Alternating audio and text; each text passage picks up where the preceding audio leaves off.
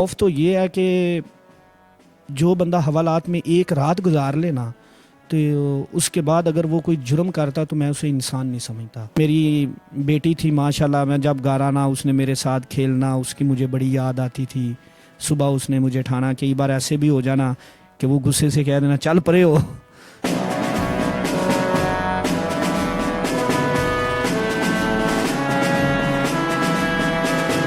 بسم اللہ الرحمن الرحیم.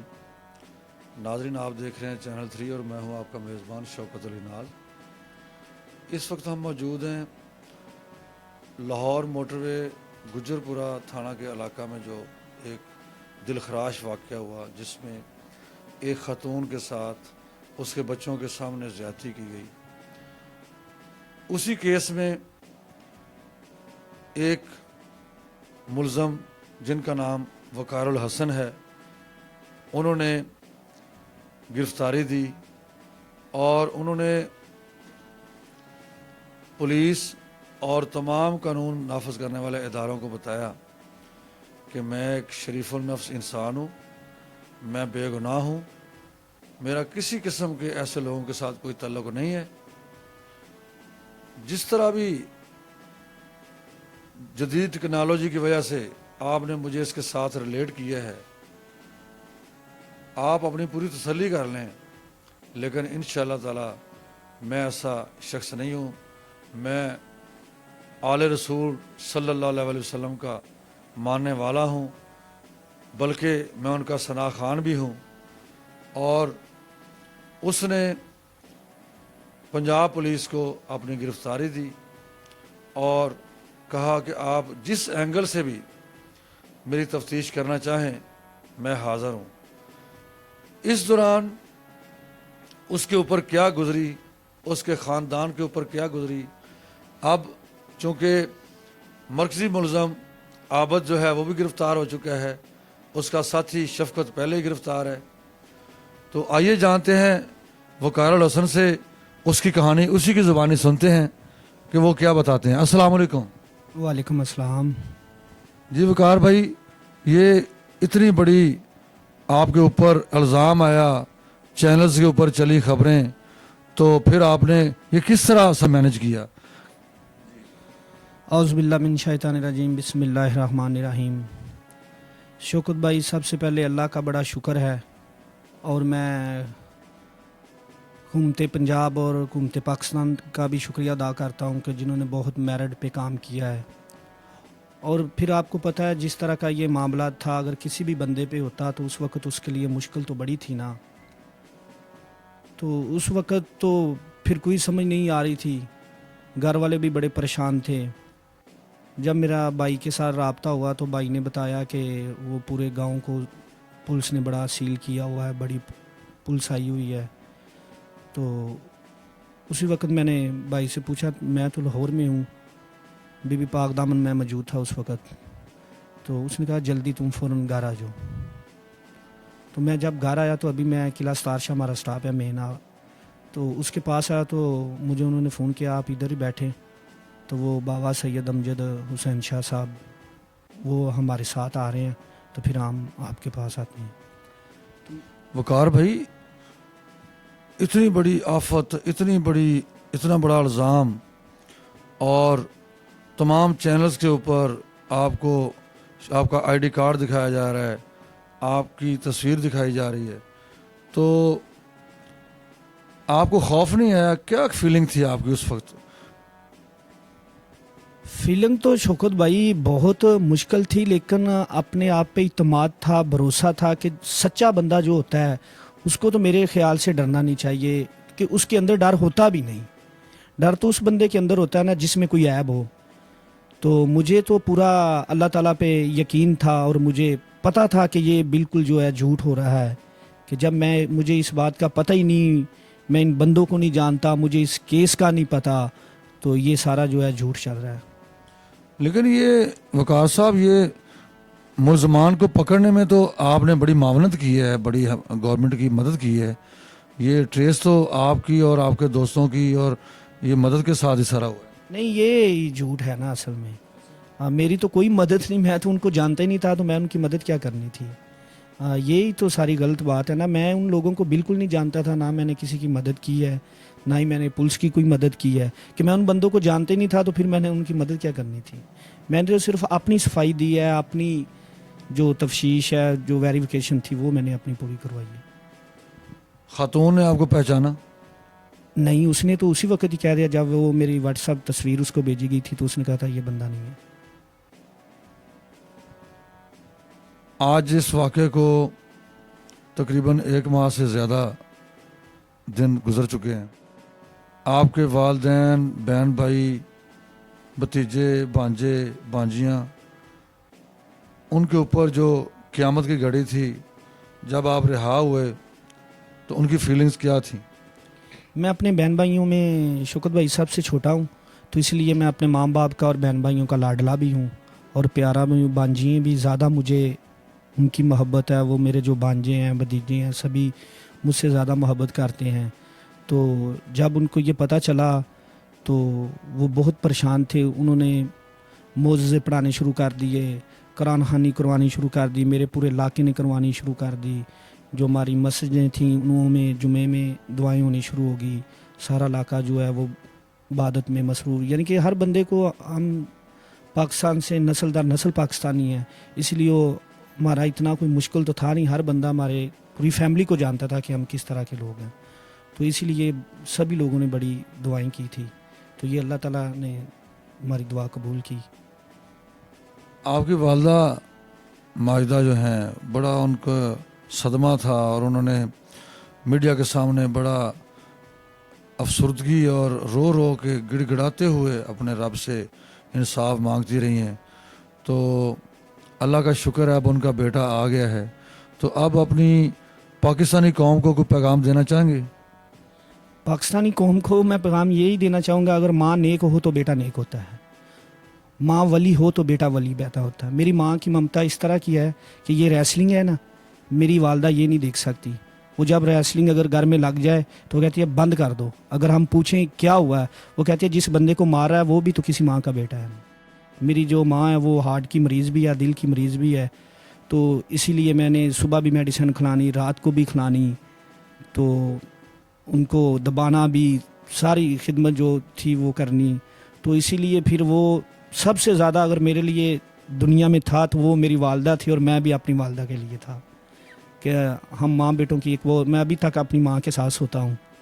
हाँ, तो ठीक है। तो इसीलिए फिर आप सोच सकते हैं जिस माँ का और बेटे की ये मोहब्बत हो, और माँ भी इस ममता की हो कि वो किसी के ऊपर बर्दाश्त नहीं कर सकती, गैर हैं, उनको पता भी है ये लोग फेक है, कोई ऐसी बात नहीं, वो ये बर्दाश्त नहीं कर सकती, तो फिर वो अपना बेटा या पाकिस्तानी बेटे को कैसे बर्दाश्त कर सकती। वकार साहब, इस हवाले से अहलियाने शुखपुरा ने भी आपके घर वालों के साथ बहुत तावन किया, उनको तसल्ली भी दी, लेकिन हालात ऐसे थे कि चूँकि ये वाक़या इतना लोगों को, उनके दिलों को ज़ख्म दे गया कि मोटरवे के ऊपर एक खातून है, उसकी मदद करने की बजाय उसके साथ ये गैंग रेप किया जाता है, उसको लूटा जाता है, उसकी इस्मत दरी की जाती है। तो ये कोई छोटा वाक़या तो नहीं था, बेगुनाह नहीं हुए। तब तक तो आपकी और आपके घर वालों के साथ लोगों का रवैया कुछ अजीब ही होगा। नहीं, इसमें जो हमारा इलाका है और जो हमारे रिश्तेदार थे, हमारा बल्कि पूरा जो ज़िला था, वो तो हमको जानते थे ना, हम कोई बाहर से तो आए नहीं थे, हम तो मकामी लोग हैं ना, इसीलिए लोग हमारी फैमिली को मुकम्मल जानते थे। इसमें आपको पता होगा कि हमारे इलाके में एक वो कोई फ़ौजी का मसला बना था, तो वो जब हमारे पास आए तो मेरे ताया जी थे, अल्लाह ताला उनको जन्नत में जगह, यकीनन वो जनती हैं, तो उन्होंने एक बात बड़ी की थी। वो जब कोई मेजर कर्नल ने उनसे कोई सवाल किया, उन्होंने कहा जी हमें थाना फैक्ट्री एरिया और थाना सदर मरीद के लगता है, इसमें से अगर हमारे किसी बेटे के ऊपर कोई पर्चा, कोई दरखास्त निकल आए तो हम आपका फ़ौजी पूरा कर देंगे। तो वो उन्होंने उस वक्त भी हमारी फैमिली को टच नहीं किया था। पुलिस ने इस मुकदमे में जो सान्या हुआ है, जो वाक़या हुआ है मोटरवे के ऊपर, इसमें आपके साथ किसी किस्म की कोई ज़्यादती, कोई तशद्दुद नहीं, वो तो अब जो आपको पता है इतनी जदीद टेक्नोलॉजी है, उन्होंने मेरा डीएन टेस्ट, फिंगरप्रिंट, वो सारे वो टेक्निकल तरीके से किए हैं और वो सवाल जवाब में तफ्तीश की है। कोई जिस्मानी तकलीफ नहीं थी? نہیں جسمانی تکلیف نہیں دی. آپ پاکستان کے جو ادارے ہیں قانون نافذ کرنے والے ان کے اوپر آپ کو اعتماد ہے؟ میں تو پورا اعتماد کرتا ہوں. میں تو طریق انصاف پہ بھی اعتماد کرتا ہوں. انہوں نے انصاف کیا ہے. ویسے تو ایسے کئی کیس ایسے ہیں کہ جو بے گناہ بندے مارے بھی جاتے ہیں اور ان کے اوپر بڑا مسئلہ مسائل ہوتا ہے. میں تو یہی کہوں گا سارے اداروں نے میرے ساتھ بہت انصاف کیا ہے, بہت اچھا کیا. اللہ تعالیٰ یہی ان کے جذبات رکھیں اور ایسے ہی یہ انصاف کریں کہ بے گناہ بندے کو ریلیف ملنا چاہیے.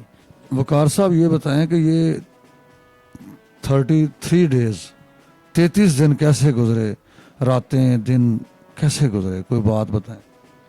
اس میں جو 20 دن ہے میرے CIA ماڈل ٹاؤن وہ تو بہت مشکل گزرے ہیں. تو باقی جو یہ تقریباً 13 دن 12 دن بنتے ہیں یہ تو اس طرح گزرے ہیں کہ جیسے گھنٹے منٹوں گھنٹوں میں کہ روز میری 5 4 دعوتیں ہو رہی تھی. کبھی کوئی سسٹر کر رہی ہے, کبھی خالہ کر رہی ہے, کبھی کزن کر رہا ہے, کبھی وہ جو 20 دن تھے تفتیش کے, ڈیورنگ دا تفتیش انویسٹیگیشن, اس حوالے سے وہ کوئی منظر جب آپ کو بہت خوف آیا ہو؟ اس میں تو خوف تو یہ ہے کہ جو بندہ حوالات میں ایک رات گزار لینا تو اس کے بعد اگر وہ کوئی جرم کرتا تو میں اسے انسان نہیں سمجھتا. حوالات جو ہے وہ ایک قبر کا منظر ہے کہ بندہ اپنی مرضی سے سانس نہیں لے سکتا, سو نہیں سکتا, کھا نہیں سکتا. جو لوگ حوالات میں جا کے بھی کوئی جرائم کرتے ہیں, جرم کرتے ہیں, میں ان کو انسان نہیں سمجھتا. آپ کے نزدیک جو حوالات ہے وہ چھوٹی بات نہیں ہے, بہت بڑا امتحان ہے. وہ قبر ہے, وہ زندہ بندے کی قبر ہے کہ جو بندہ اس قبر میں جا کے بھی جرم سے انکار نہیں کرتا وہ تو انسان ہے ہی نہیں نا. آپ اسے انسان نہیں کہہ سکتے. اس کے اندر دل. تو آپ نے 20 دن گزارے وہاں. بس میں تو پھر اللہ تعالیٰ کی عبادت میں نماز پڑھتا, درود پاک پڑھتا, امام زمانہ علیہ السلام کی دعا پڑھتا. تو بس وہ جو لوگ ادھر موجود تھے وہ تو مجھے یہ بھی کہتے تھے کہ یار کھایا کر, کھائیں گا تو جائیں گا. تو میں نے ان کو بس بہت کم کھانا, کم سونا, بس اللہ تعالیٰ سے ذکر میں ہی زیادہ تر میرا وقت جو گزرتا تھا. ادھر حوالات میں تو خیر میرے خیال ہے کوئی کھانا کھانے کو جی نہیں چاہتا. نہیں لوگ جو ادھر ہیں وہ کھاتے بھی تھے, ٹھیک ہے. تو کھائے گا تو وہی نہیں نا کہ جس کو اپنے ماں باپ کی, بہن بھائیوں کی. اب میری بیٹی تھی ماشاءاللہ, میں جب گھر آنا اس نے میرے ساتھ کھیلنا, اس کی مجھے بڑی یاد آتی تھی. صبح اس نے مجھے اٹھانا, کئی بار ایسے بھی ہو جانا کہ وہ غصے سے کہہ دینا چل پرے ہو. تو اسی لیے وہ اس بندے جو فیملی والا بندہ ہے وہ تو یہی سمجھتا ہے کہ میں مر گیا ہوں. حوالات میں کبھی ایسا نہیں ہو کہ صبح آپ نیند میں یہ محسوس کر کے آپ گھر ہیں اور کوئی آپ کو جگا رہا ہے اور یا آپ کو کوئی ناشتہ لے کے آ رہا ہے, کبھی خیال نہیں ہے؟ نہیں حوالات میں ایسا ہو ہی نہیں سکتا. بندہ وہ بیہوشی کے عالم سو ہی نہیں سکتا, نیند آتی نہیں نا. وہ تو وہ کوئی قدرتی ہے, کوئی 5-10 منٹ کوئی آنکھ بند ہو جائے تو ہو جائے, ورنہ نیند تو حوالات میں نہیں آتی.